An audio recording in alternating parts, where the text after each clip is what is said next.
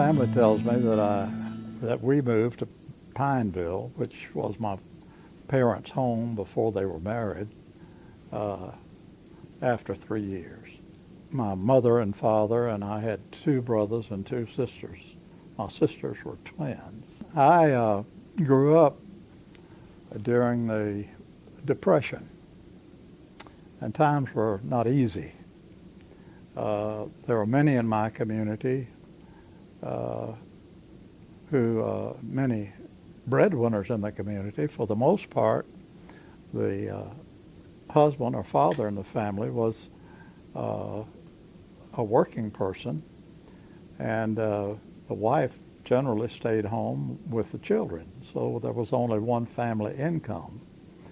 And there were many people who lost jobs during the Depression. My father was a traveling salesman, and he worked for Armour and Company. And fortunately, he didn't lose his job during the Depression. And so we had an income throughout that trying period. And so we were able to actually, I say we, mother for the most part, helped out other families who were in need. I went to Pineville Elementary School. I walked, we didn't have such a thing as lunches at school and that sort of thing. That is, that were prepared at the school building. I lived close enough to the schoolhouse so that I walked home at noontime for my noon meal. Others who came in on buses and so forth brought their lunches in a pail or a paper sack or in a lunch box or something else so they could have something in the middle of the day. I went to Bolton High in Alexandria. We didn't have a high school in Pineville at the time. I was a midterm graduate, and it was not the practice in this day and time. Now all children begin at the beginning of the school year in the fall. Well, I wasn't old enough to start in the fall, but the following midterm, they had a first grade class beginning, so I started at midterm. And I started and graduated from the elementary school at midterm and likewise at Bolton. And when I finished Bolton at midterm, I immediately enrolled at Louisiana College, and I went to college there for a year and a half before going to LSU for a year, which was not particularly distinguished, and I wasn't invited to return. But I came back to Louisiana College, and based on, I presume, my prior experience, they admitted me, and I completed my last year of college before military service at Louisiana College. While I was in the service, I got to, and I really sort of questioned whether or not I could stand the rigorous study that I understood was part of a legal education. But I was in the Army with a number of young men who were planning to go to law school.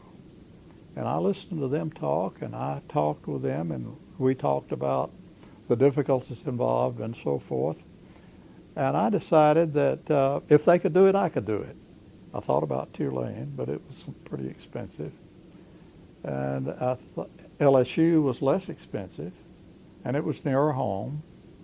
Of course, I got my legal education with the GI Bill, which I think was one of the most wonderful programs that our country ever provided. I graduated from law school in January of 1949 at midterm. I loved Pineville. I loved to live in Pineville. When I was in the service, I couldn't wait to get back there. And I still had that desire when I graduated from law school. There was not a lawyer in Pineville at that time. In fact, I may have been the first lawyer that ever had an office in Pineville. And I turned down a couple of offers to go back to Pineville to practice law independently. That was one of my motives for attending law school. And I think that in part stemmed from the experience that I had as a child, seeing these men who were men who earned substantial incomes relieved of their jobs during the Depression. It made an impression on me that, a man could have a job and then one day he couldn't have another one, or he didn't have another one, and I didn't want anybody walking into me and say, well, Gene, we don't need you on Tuesday or Monday or whatever. And I wanted to be independent and have my own shop. And that's my motivation for returning to Pineville. And I had many friends there and thought that many of them might see fit to engage me as a lawyer after I hung up my shingle. I was married first to Frances Elizabeth McClellan on July the 1st, 1950. We have 6 children who are all living, and she expired on August the 7th, 1995. I then married Betty Ann Boone on March the 30th, 1997, with whom I'm now living. Mr. Randall Dean.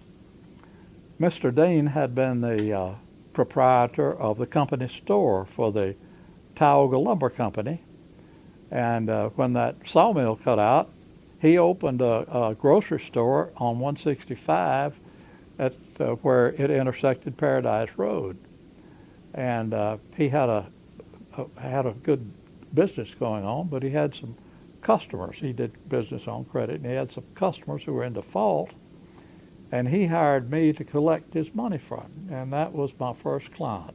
I wrote the letters and collected the money for Mr. Dean and got a modest fee for writing the letters. I got some other work. A couple of friends who were young entrepreneurs, Darrell Whitted and Elmo Futrell, had an insurance real estate office. No, I believe it was real estate office on Main Street, just a few doors down from the entrance to the hallway that went to my office, and I had known them for some time, and they were kind enough to funnel some business or get some business for me doing title examinations. And I got to do several title examinations and eventually got several loans, clients who were getting loans. The GI Bill was extended to homeowners also about that time, and there were many homes being constructed by these GIs who were returning from the service, and they were buying homes, and so lawyers had a good bit of business, and I got some of that. I got some other business, very interesting.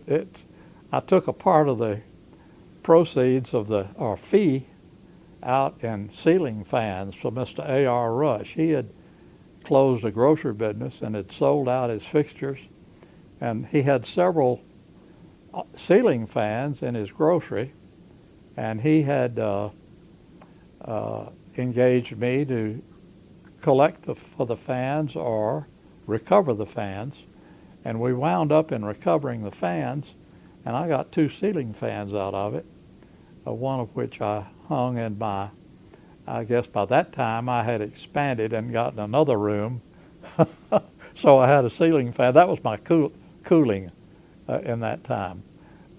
Air conditioning had not come into vogue like it had then. Anyway, that was beyond me at the time, so I was happy to have the ceiling fans for cooling.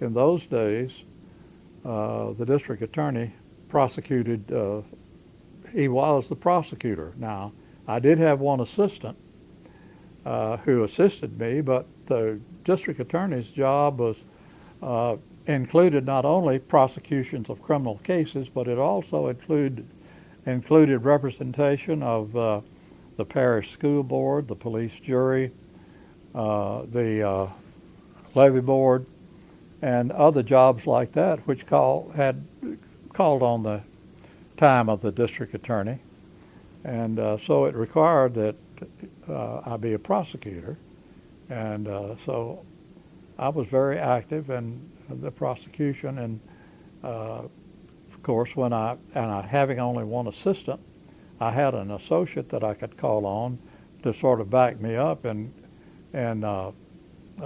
more serious cases, capital cases, for instance.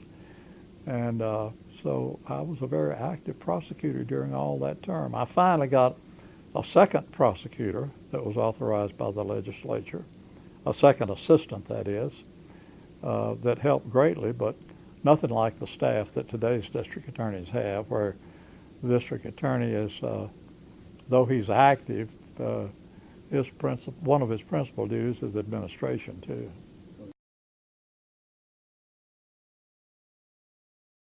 My brother, James, had studied for the bar independently. You could study independently for 3 years with a lawyer who was a member of the Bar Association and take an examination to be admitted without going to law school. Well, James had taken the test and had been admitted to the bar. He and I decided to buy a building there near by the courthouse, and I resumed my practice with him at 831 DeSoto Street, where it still is. I didn't handle many criminal cases. I do recall trying one federal criminal case in which I got an acquittal after returning to private practice. Well, it was Pineville City Court.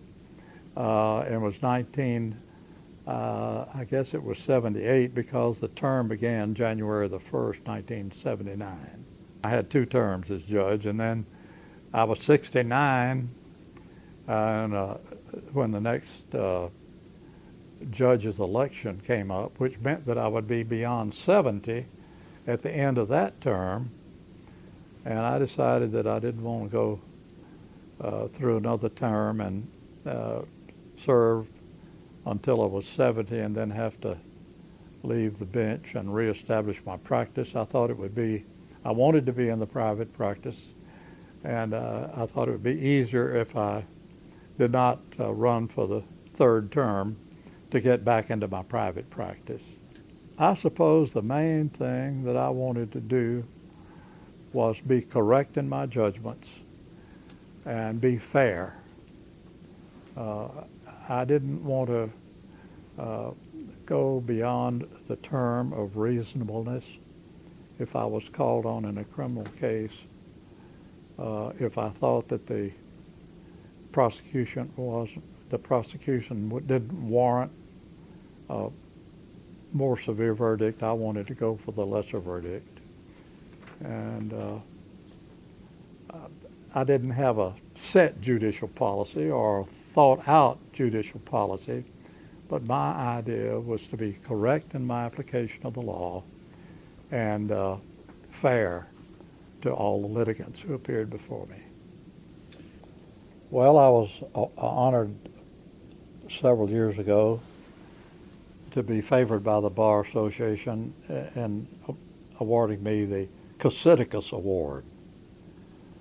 This is an award that's granted annually by the Alexandria or Rapides Parish Bar Association to various members for their contribution to the advancement of the legal profession in our community. And I was very much honored to receive that award.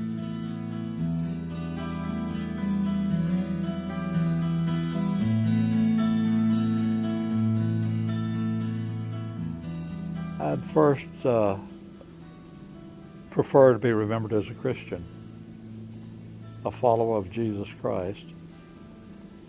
I'd also like to be remembered as an ethical lawyer who tried to do his best for each of his clients.